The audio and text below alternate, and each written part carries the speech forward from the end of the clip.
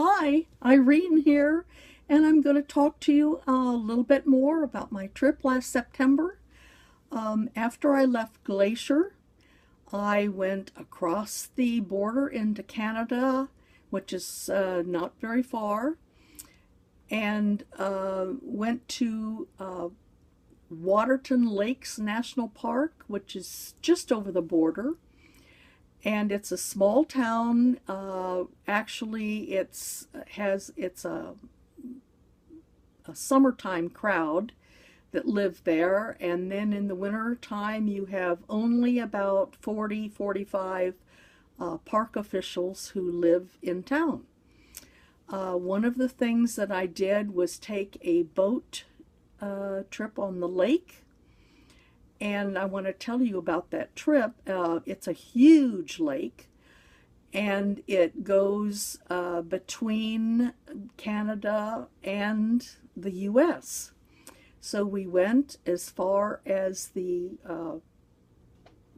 U.S. on the south side of the lake and stopped there for 20 minutes or so. And there is a border station, very, very tiny little station where hikers check in when they want to go into the U.S. And it's very, very small. And we picked up the two attendants late in the day, the Border Patrol. Patrol maybe is not the right word, but the attendants that man that station. And they were just getting off their ship and going back to Canada or wherever their cars were parked maybe, and then because that's their only access, they maybe were, I don't know whether they stayed in Canada or whether they picked up their cars and went home or whatever. Anyway, the other thing that was interesting is where the U.S. and Canada meet, the borders, on the mountains on both sides of this lake. There's a strip that is cleared. So you go all the way up the mountain, and here's this wide strip, like if there were power poles, the same idea. They would have it, no trees or anything under it. So on both sides of the lake, where the U.S. met Canada, they had this strip, and that was very interesting. The other thing is that there is a International Peace Park.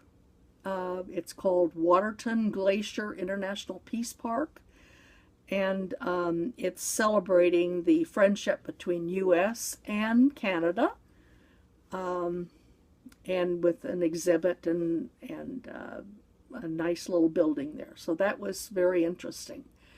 The other thing is that I saw a grizzly bear right near the road, and it wasn't the least bit interested in people. It was grazing and picking berries or whatever they eat, but very close to the road. And also a black bear with two cubs.